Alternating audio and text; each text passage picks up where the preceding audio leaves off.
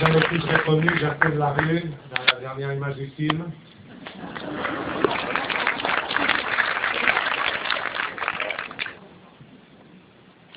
Pour les poils de ceux-ci se sont transformés, peut-être. Tu as une petite obsession avec le poil de Sergi, hein? Je ne suis pas la seule. Je ne suis pas la seule. Ah, bon, je sais qu'ils sont en train de préparer quelque chose à manger, mais il n'est pas prêt, donc.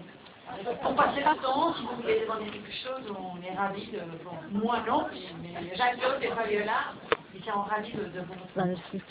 Bon, Javier Méndez, il est toujours très discret. Il préfère rester là pour voir qui part avant l'heure. Surtout ça, non? Il est un espagnol très discret. Bueno, venga, una pregunta, ¿vale?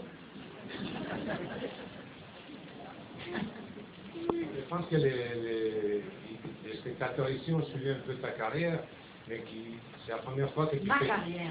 Alors, oui.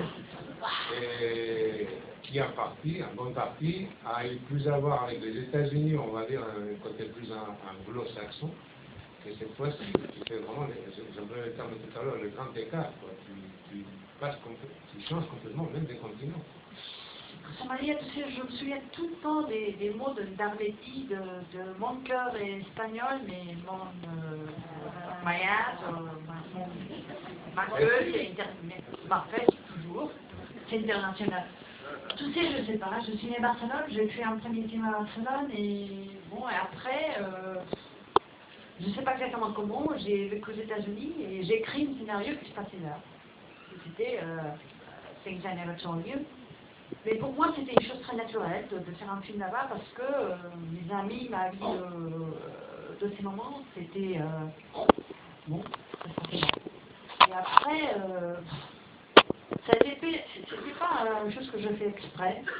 J'écris un film qui se passait en Espagne, en Galicia.